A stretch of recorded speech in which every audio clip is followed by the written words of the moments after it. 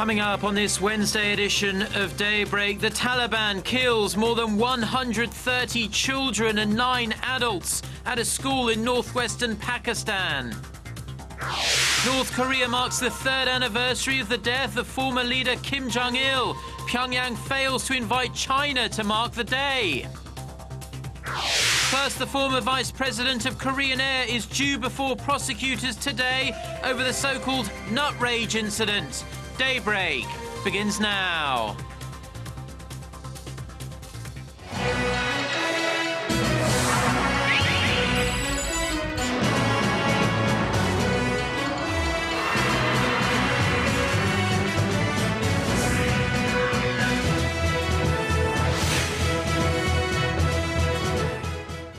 Hello and thanks for joining us. To our viewers around the world, it's 6 a.m. on Wednesday, December 17th here in Seoul. I'm Mark Broome and you're tuned in to Daybreak. Our top story this morning, North Korea marks the 3rd anniversary today of the death of former North Korean leader Kim Jong-il. On December 17th, 2011, Kim Jong-il died and control of the regime passed to his young, inexperienced son, Jong-un. Experts say that now, 3 years after the death of his father, Kim Jong-un has basically cemented his own inner circle of aides and officials whom he can trust. Hwang Sang-hee starts us off. He's bold and charismatic with the military, warm and friendly with children, and not afraid to reveal his weaknesses. At the same time, North Korean leader Kim Jong-un rules with an iron fist. 3 years into power, the young Kim is believed to be in the final stages of forming his own power base, ruthlessly removing anyone perceived to be disloyal. The 31-year-old launched a reign of terror last year when he executed his uncle Chang Song-taek. Since then, Chang's wife Kim Jong-il has vanished from the public eye, apparently replaced by Kim's younger sister Yeojung, who has been given a vice ministerial position in the party. And Kim Jong-un makes sure that no one gains too much power. Choi Ryong-hae, who is generally regarded as the second most powerful figure within the regime, has frequently moved up and down the power ladder. So he's been using his powers of appointment, dismissal, promotion, and putting people into place, into offices, and in exchange they provide political loyalty. While Kim Jong-il bestowed immense power to the military during a famine in the 1990s, the young Kim has shifted command back to the party. During the Kim Jong-un era, operations within the party have been normalized. The military has been placed under the party, no longer a special class, enjoying special favors. Going forward, Kim Jong-un is expected to step out of his father's shadows and rule North Korea his way. Kim Jong-un-style politics, economy, social culture, diplomacy, and defense. It's highly likely that Kim Jong-un introduces policies led by him that bear his own colors. This while bearing a striking resemblance to his grandfather and North Korean founder Kim Il-sung, which experts say is part of attempts to justify the third-generation power succession. Hwang Sang-hee, Arirang News. Now, China is very unlikely to be representative at the ceremony marking Kim Jong-il's death, as Pyongyang has not extended an invitation to Beijing. Observers say the snub is a sign of the weakening relations between the two once strong allies. Connie Kim reports. When North Korea marks the 3rd anniversary of former leader Kim Jong-il's death on Wednesday, they're likely to do so without a representative from China. Last year, the Chinese ambassador to North Korea, Liu Hongchai, appeared at a ceremony for the occasion. But a diplomatic source in Beijing says that won't be the case this year because Pyongyang did not extend an invite. Now that's representative of the froth that has developed on Sino-North Korea ties. There have been no high-level talks between Beijing and Pyongyang this year, and when Chinese President Xi Jinping visited the peninsula this past July, he didn't stop over in Pyongyang before coming to Seoul, as is a tradition for a Chinese leader. The two countries have been hoping to foster economic ties through the development of special economic zones, but those plans came to a screeching halt late last year with the execution of Chang Song-taek, who had been one of North Korea's most powerful figures and had close ties to Beijing. And in the 12 months since, China's crude oil exports to Pyongyang have been cut off completely, dropping from 578,000 tons last year to 0 this year. But there are some who predict relations will take a turn next year. China is highly likely to side with North Korea when the UN Security Council discusses Pyongyang's human rights violations. This is when relations between the two countries will normalize. Professor Yang expects high-level talks to take place at some point next year, by October at the latest, when North Korea marks the 70th anniversary of the Communist Party. Connie Kim, Arirang News. Now, a South Korean lawmaker who travelled north of the border on Tuesday says North Korea has a strong desire to hold talks with the South, but only when Seoul stops activists flying propaganda leaflets across the DMZ. Holding a press briefing upon his arrival back from the North Korean border town of Kaesong, Park Ji-won from the main opposition New Politics Alliance for Democracy said a North Korean official expressed his regret the two Koreas didn't hold planned high-level talks because of the leaflets issue. Park added that the official said he hoped inter-Korean ties would take a step forward next year, considering that it will mark the 15th anniversary of the signing of a peace and reunification declaration in June 2000. The South Korean lawmaker went to the north to deliver a wreath commemorating late North Korean leader Kim Jong-il's death on behalf of former First Lady Lee Hee-ho. North Korea has rejected South Korea's protest over Pyongyang's decision to unilaterally change the wage system for workers at the inter-Korean Kaesong industrial complex. An official at Seoul's Unification Ministry says Pyongyang has rejected two separate faxes on this issue. The North says it's entitled to change labour policies at the factory park without having to consult the South. The South Korean government says it's unacceptable for Pyongyang to make sweeping changes without first holding discussions with Seoul. Pyongyang changed 13 labour-related clauses last month, which included its decision to remove the legal limit for wages paid to its workers at Kaesong. Now, it will come as absolutely no surprise, really, that South Korea is much richer than North Korea, but you may be wondering by how much. Well, Statistics Korea says the South is over 20 times better off than the North. North Korea's gross national income per person stood at just under $1,300 last year. That's in stark contrast to the South's $26,000. Pyongyang's nominal GNI came to $31 billion, which is 43 times less than South Korea's. And while North Korea's total trade volume did jump by $500 million to $7.3 billion last year, that's a mere fraction of the over $1 trillion trade volume for South Korea.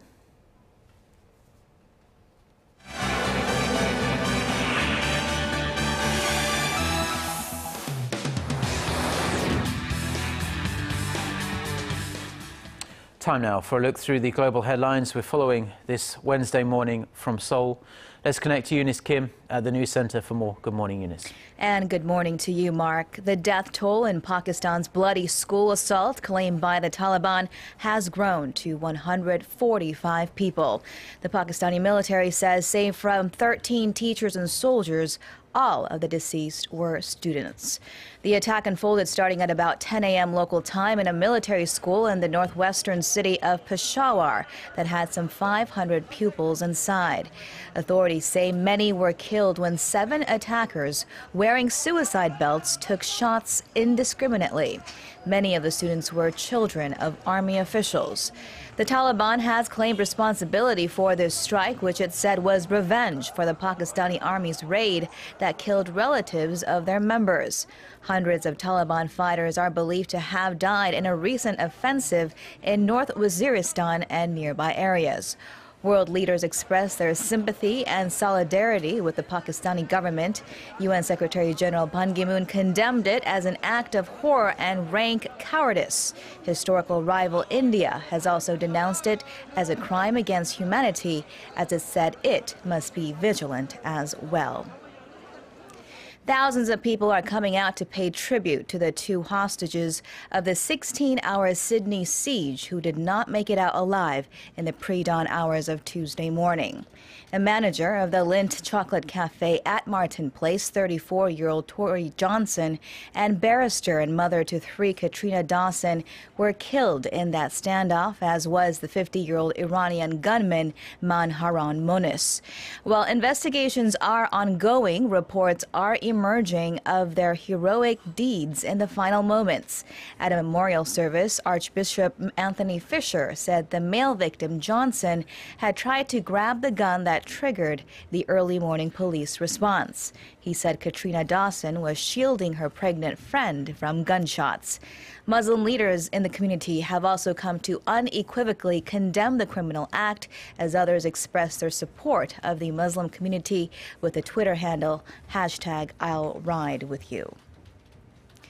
And finally, plunging oil prices have sent shudders through global financial markets, but in particular, they are wreaking havoc on the troubled economies of Russia and Venezuela.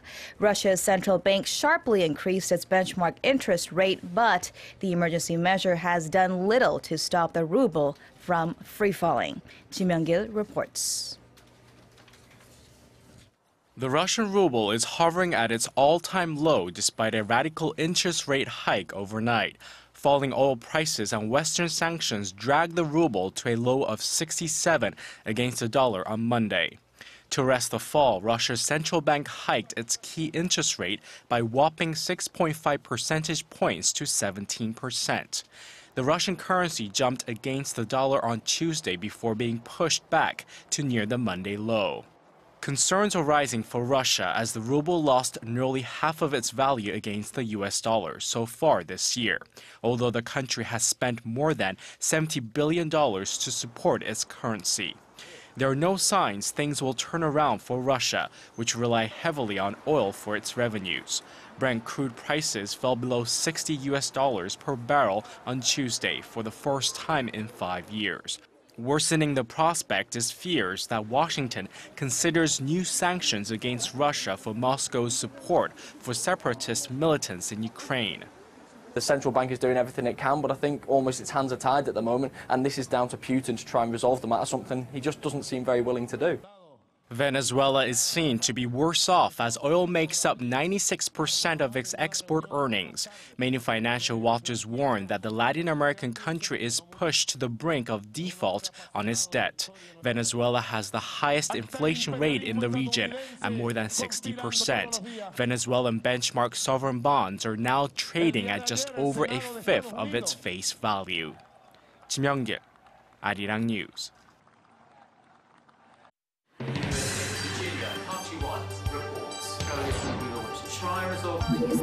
We start before the sun rises to bring you the latest stories out of Korea. We also lead the way with important global coverage. Stay on the pulse of what is happening with Daybreak.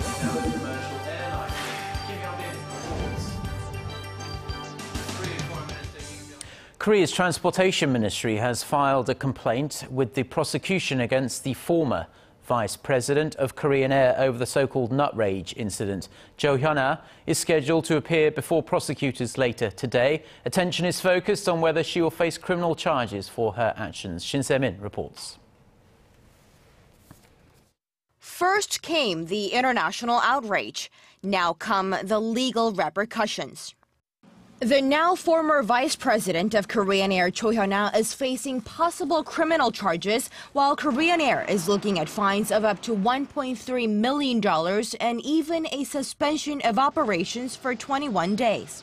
That's according to the Transport Ministry on Tuesday, which said aviation safety regulations were clearly violated when a Korea-bound flight returned to the gate to deboard the head of the cabin crew, all because a first-class passenger, Cho, was upset that her macadamia nuts were not served properly.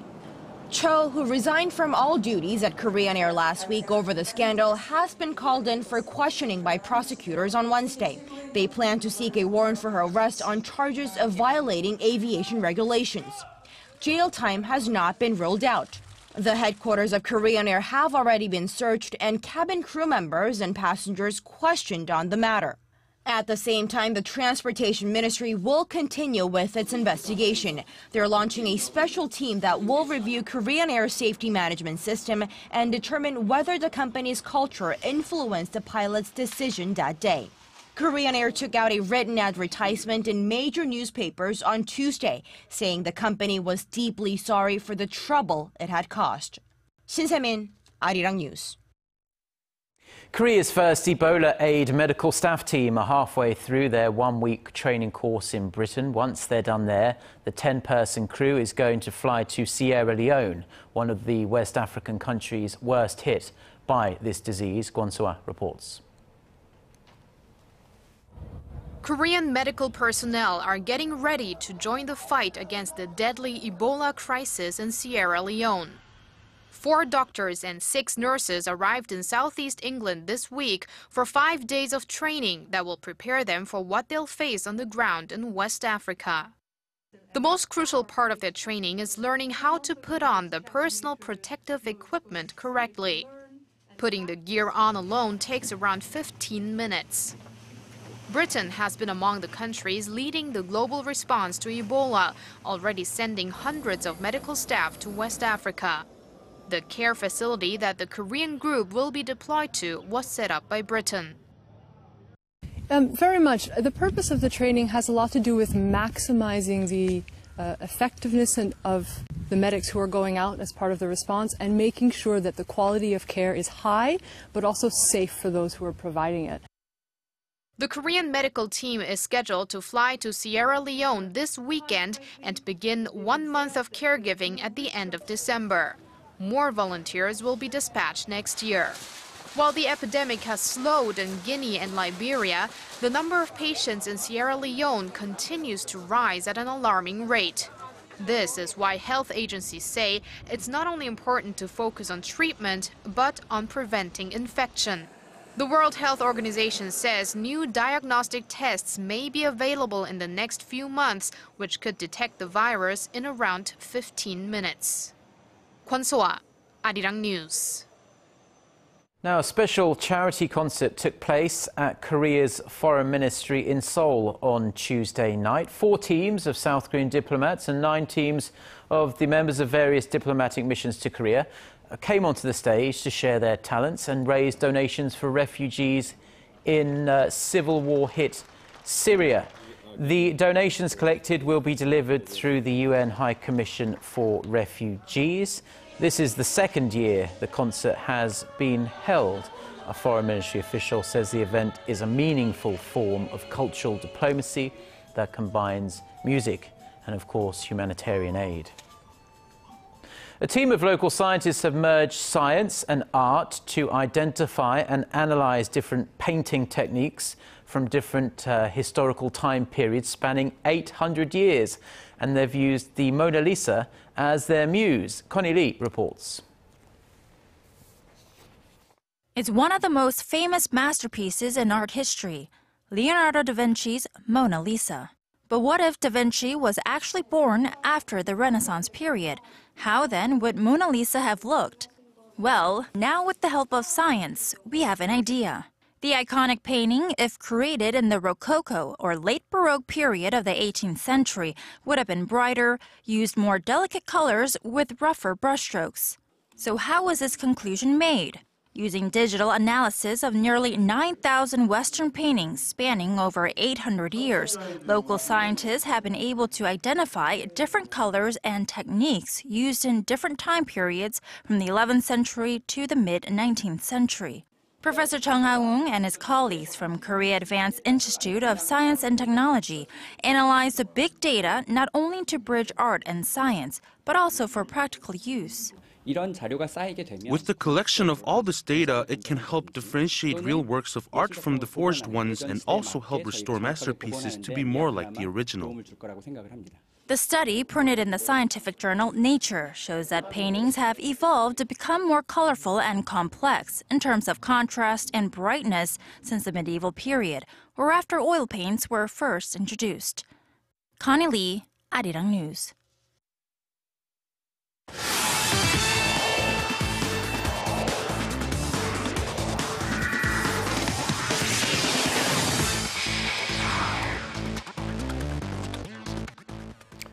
And a good Wednesday morning to you all as we kick things off with the 48 Korean newspapers and broadcasters voting for this year's top sports news. And just like we expected, it was Kim Jong-il's controversial silver medal finish and her retirement. Now with Adelina Sotnikova winning the controversial gold medal over Kim Jong-il during the Sochi Winter Games, the story received the most first-place votes along with her retirement announcement as the biggest sports news in Korea for 2014. Now, of course, coming in second was the Korean national football team's winless World Cup exit, leading to a coaching change, followed by the Samsung Lions winning their fourth straight Korean Series title, being voted third. Now, moving over to golf this time, where legendary golfer Park Se-ri held a press conference during her sponsorship signing with the Hana Financial Group on Tuesday. And there, the five-time LPGA major winner talked about her future as she stated her plan to retire in 2016 hasn't changed. And if she does, she would like to coach the Korean national team during the 2016 Rio Summer Games. Now known as a pioneer for Korean golfers in the LPGA, Park Se-ri has long shown interest in spending time with young Korean golfers as a coach and a mentor. Now she's currently the only Korean inducted into the World Golf Hall of Fame. And now shifting over to baseball this time, as the Office of Major League Baseball received the posting request for Nexen Heroes Kang Jong-ho, giving 30 Major League teams 4 days to post their highest bid. Now, despite Yang Jong and Kim Kwang-hyun getting posted for a small amount in their failed attempt to go overseas, experts are reporting that the interest in Kang Jong-ho is bigger, adding that 5 to 6 teams are currently known to be posting for the power-hitting shortstop. With the bidding ending at 6 a.m. Friday, Korea time, some value him at up to $15 million. Now, if you thought the Korean national football team is having a hard time trying to figure out what they're going to do with the upcoming Asian Cup in January, the Japanese national football team is in a bigger problem, with their head coach being investigated for match fixing.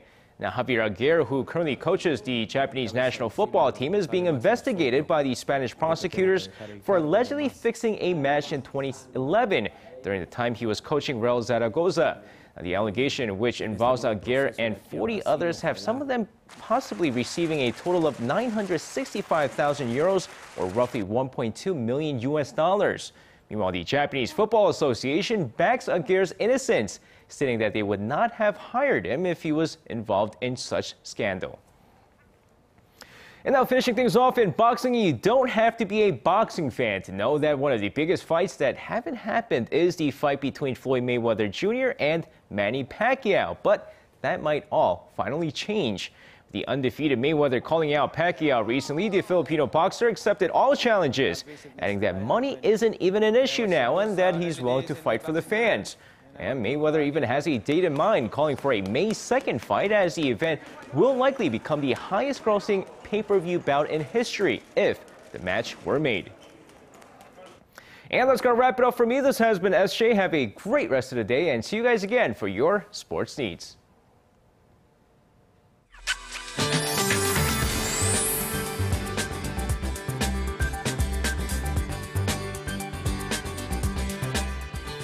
Good morning. It's a freezing morning. We are waking up to. The current digits in Seoul is at about -10, but strong gusty winds are bringing down the sensory temperatures to about -17. So the cold wave alerts have been issued in many parts. A cold wave advisor was issued in Seoul and the surrounding areas, while the cold wave warnings are issued for Gyeonggi-do and Gangwon-do provinces, and some areas in Chungcheong-do, Jeollado provinces and Gwangju are dealing with a continuous snowfall with a heavy snowfall advisory in effect. So for those in that areas, need to be extra careful today. With that in mind, let's take a closer look at the readings for today.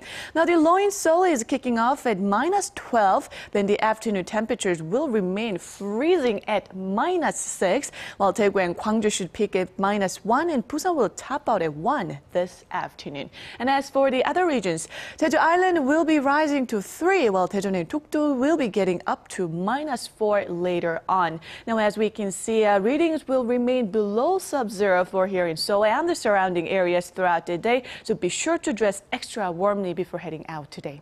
That's all for Korea, and here's international weather for viewers around the world.